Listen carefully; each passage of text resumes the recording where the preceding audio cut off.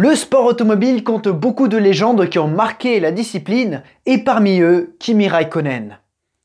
Ouais, mes cheveux, va vraiment falloir qu'on me les coupe parce que là, ça va plus quoi. Mouah.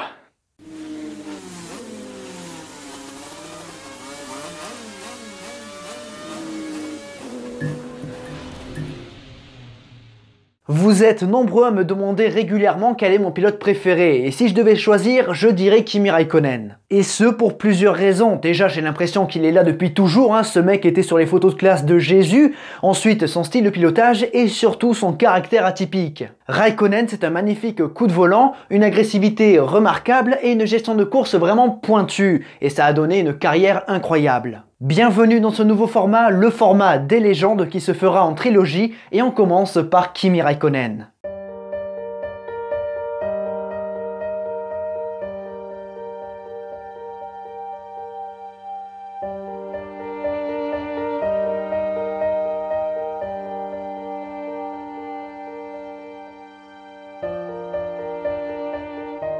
Kimi Mattias Räikkönen est né le 17 octobre 1979 à Esbo, près de Helsinki. Ce petit Finlandais va s'intéresser à beaucoup de sports, mais deux d'entre eux prendront plus de place. Le hockey qu'il va pratiquer pendant plusieurs années au début de sa vie, et le sport auto qu'il va découvrir à l'âge de 7 ans. Pour l'anecdote, il découvre le kart avec son grand frère Rami, mais le plus jeune aura plus de réussite. Sa carrière démarre en 1988 et Räikkönen va vite rencontrer du succès. Je vous rappelle que la Finlande est un vrai vivier de talent. Regardez le nombre de pilotes finlandais qui ont brillé dans le sport automobile. Alors c'est clair, parmi eux il y a beaucoup de rallyman, mais il y en a aussi pas mal sur circuit. De 88 à 99, Kimi va remporter plusieurs courses et titres en kart. Les observateurs se rendent vite compte que ce jeune a le pied lourd. Un attaquant, et Räikkönen s'apprête à franchir le cap de la monoplace.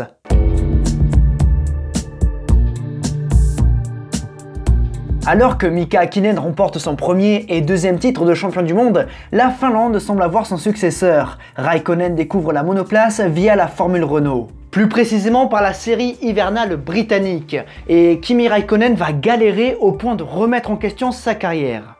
C'est faux, il gagne les 4 premières courses auxquelles il participe, et durant la saison régulière, il remporte 7 épreuves sur 10. En une saison et demie de monoplace, Räikkönen va faire 17 courses et va en remporter 13. C'est énorme et c'est rarissime. Certaines grosses équipes vont donc s'intéresser à ce pilote et Räikkönen va faire des tests en Formule 1 chez Sauber. Il se retrouve en septembre 2000 au Mugello dans une Formule 1, à seulement 21 ans. Kimi s'est rapidement retrouvé au volant d'une Formule 1 et il n'est pas là par hasard. Lors du deuxième jour de test, il colle 5 dixièmes à Pedro Diniz, le titulaire. C'est impressionnant. Sauber fera faire d'autres tests à Kimi dans les mois qui suivent avant de le signer dans son équipe pour 2001. Mais il y a un problème, avec seulement 17 courses en monoplace, Kimi est très peu expérimenté et ça inquiète certaines personnes. Ça inquiète les autres pilotes, mais aussi et surtout Max Mosley, le président de la FIA, qui refuse de lui attribuer la super licence. Mais Peter Sauber est convaincu que son pilote est une pépite. Et il arrive à faire changer d'avis un petit peu les instances en leur disant que Räikkönen va les impressionner. Alors il lui attribue la super licence à titre provisoire. Sa 18e course de monoplace n'est d'autre que son premier Grand Prix de Formule 1. En Australie, Räikkönen s'apprête à disputer sa première course dans la catégorie reine aux côtés de Fernando Alonso et Juan Pablo Montoya. Et Enrique Bernoldi, oui. Il faut dire que la promotion de 2001 est impressionnante. Et Enrique Bernoldi. Räikkönen part 13e de sa première course et remonte petit à petit jusqu'à la porte des points, à la 7e place. Mais Olivier Panis sera disqualifié et Räikkönen hérite donc de la 6e place et du point qui va avec. De très bons débuts, même si ça n'émeut pas spécialement le principal concerné. La Formule 1 est nettement plus médiatisée que les autres sports mécaniques et on apprend à connaître Iceman. Peu bavard, voire même un petit peu gêné à ses débuts, Räikkönen va vite devenir un personnage. Mais on y reviendra. Räikkönen impressionne dans sa première saison, même s'il a du mal à prendre véritablement l'ascendant sur son équipier Heidfeld, plus expérimenté. Cela dit, Kimi démontre une très belle vitesse de pointe et un sens de l'attaque assez surprenant. Il termine 2 fois 4e en Autriche et au Canada et 1 fois 5e à Silverstone. Avec de tels résultats, le titre provisoire de sa super licence est devenu superflu et Räikkönen la décroche totalement. Peter Sauber ne s'est pas trompé sur sa pépite et il s'attend à vivre de très belles années avec Räikkönen. Mais quelques garages plus loin, il se passe des choses. Mika Häkkinen vit une saison très compliquée et il part en année sabbatique. Ron Dennis cherche alors un remplaçant à son double champion du monde et il choisit Kimi Räikkönen sur conseil de Mika Häkkinen. D'une part, ça casse les plans de Sauber, et d'autre part, ce transfert coupe l'herbe sous le pied à deux pilotes. Deux pilotes qui auraient pu avoir une toute autre carrière. Nick Heidfeld était un protégé de Mercedes qui a fait ses premiers tours de roue en Formule 1 chez McLaren. C'était la suite logique pour lui. Le deuxième, c'est Alex Wurz qui est devenu en 2001 pilote essayeur dans l'écurie de Ron Dennis. Mais finalement, c'est le prodige Räikkönen qui prend la place. Sa dernière course avec Sauber se termine mal. À Suzuka, chassé par le futur retraité Jean Alesi, Kimi Räikkönen est victime d'un bris de suspension et part en tête à queue. Alesi ne peut l'éviter et c'est le crash. Mais Räikkönen reste fidèle à lui-même. Il prend une chaise et s'assoit.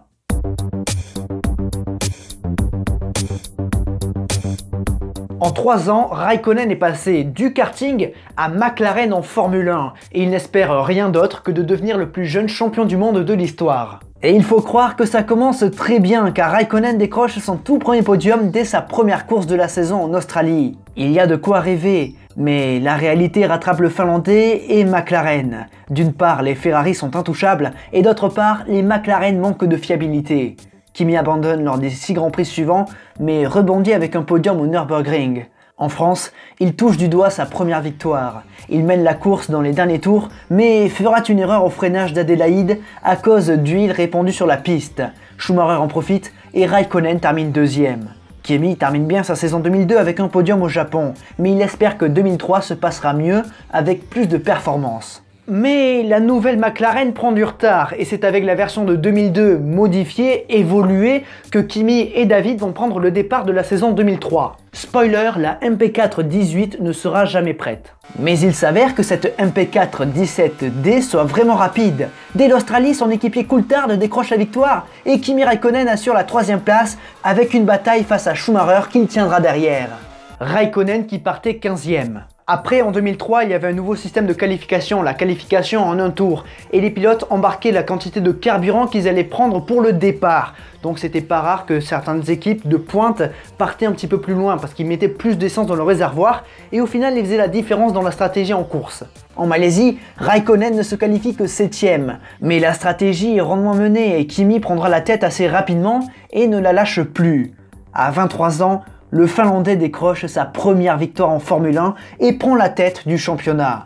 Yes, the race was quite hot, but actually I didn't need to push so hard the last 20 laps and just driving around and coming to home.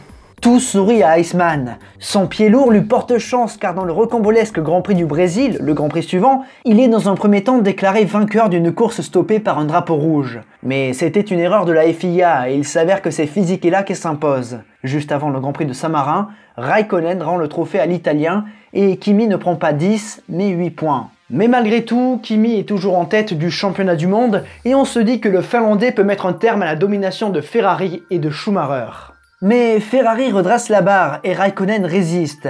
Schumacher reprend la tête du championnat, mais au Nürburgring, Kimi décroche sa première pole position en carrière. Il mène le premier tiers de la course et peut reprendre l'avantage au championnat, mais son moteur le lâche.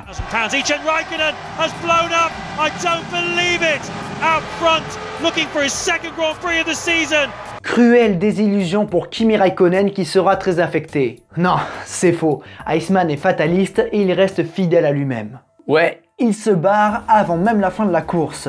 Schumacher, Räikkönen et Montoya, les 3 prétendants au titre, s'arrachent les points mais Kimi est pris dans le carambolage du Grand Prix d'Allemagne. Non! Ouais, décidément, Räikkönen et l'Allemagne... La lutte reste serrée jusqu'à la fin et Räikkönen, bien que 2ème derrière Schumacher, surnage à Indianapolis en étant le seul à véritablement tenir le rythme du Kaiser. Cela dit, Kimi compte maintenant 9 points de retard sur l'Allemand en arrivant à la dernière course au Japon. Le calcul il est simple, il doit remporter la course et espérer que Schumacher ne rentre pas dans le top 8. Mais la loterie des qualifications en un tour sur piste humide rend les choses imprévisibles. Kimi est 8ème et Schumacher est 14ème. C'est bien et pas bien à la fois. Durant la course, Räikkönen remonte jusqu'à la 2ème place et Schumacher se hisse 8ème. Mais en tête, c'est Barrichello. Le Brésilien ne lâche pas et conserve la tête jusqu'au bout, offrant le titre à son équipier.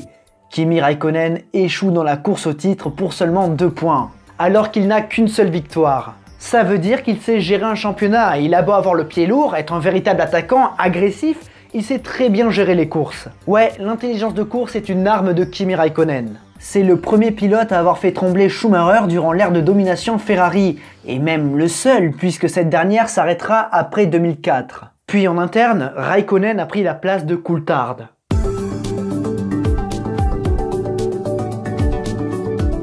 Raikkonen et McLaren nourrissent beaucoup d'espoir pour 2004 avec la nouvelle MP4-19.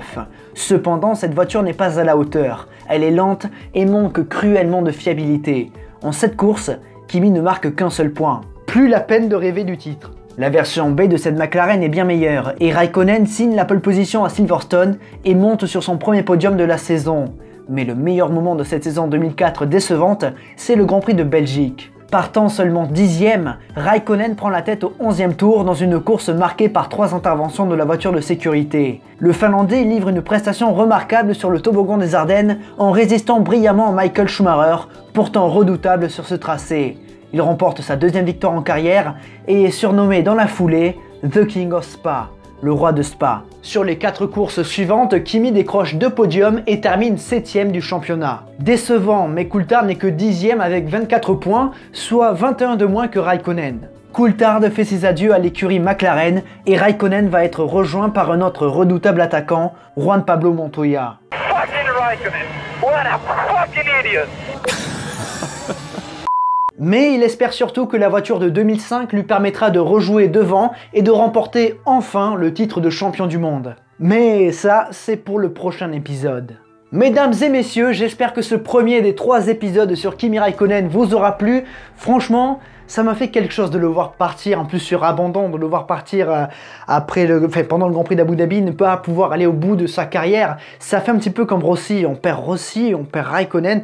Et voilà, pour ceux qui sont nés à la fin des années 90 comme moi, eh bien, on a toujours connu ces 2 mecs-là. Et particulièrement Raikkonen, c'est vraiment un pilote que j'adore, vraiment que j'apprécie beaucoup pour son style de pilotage et vraiment pour son caractère, quoi. Il est atypique et c'est vraiment un pilote qui sort du moule et c'est entre autres pour ça qu'il est autant apprécié. Mais ça, on aura l'occasion d'y revenir. Si ça vous a plu, donc n'hésitez pas à commenter, à partager, à liker, abonnez-vous si ce n'est pas déjà fait et activez la petite cloche à y être, au moins vous serez notifié pour toutes les vidéos suivantes et pour les 2 épisodes suivants qui vont sortir. Donc lundi prochain, ouais, les séries maintenant ça va être que le lundi soir. À force 82 quoi, 82 ça a marqué la chaîne, hein. Donc lundi prochain, le 2e épisode sur Kimi Raikkonen. Sur le côté gauche de l'écran, les logos des réseaux sociaux avec également Twitch en bas. Mais sinon, Instagram, Facebook et Discord. Facebook, c'est mort.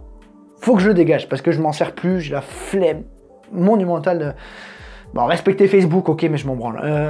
Instagram, Discord et Twitch, tous les liens sont en description. Je sais pas pourquoi je fais ça, je suis pas bon, moi je suis pas météorologue, hein, laisse tomber, vous avez compris le principe, tous les liens sont en description, tout comme le lien de la chaîne secondaire La Piste qui vous attend, avec des petits bonus, toujours des petits bonus, des extras, les rediffs de Twitch, si vous n'avez pas pu être là pendant les lives, surtout que les lives ça se fait de manière un petit peu improvisée, il n'y a rien de prévu, il n'y a pas de planning, c'est vraiment au feeling, mais je peux pas faire autrement sinon je me fais chier, donc c'est comme ça, mais tous les rediffs sont dans la chaîne secondaire. Allez voir ça, si ça vous plaît pas, c'est pas grave, c'est la chaîne secondaire, mais surtout, quoi que je dise, quoi que je fasse, n'oubliez jamais le plus important, c'est de continuer d'aimer le sport auto, continuer d'aimer Kimi Raikkonen. À la prochaine. Kimi, quoi. J'aime bien Kimi.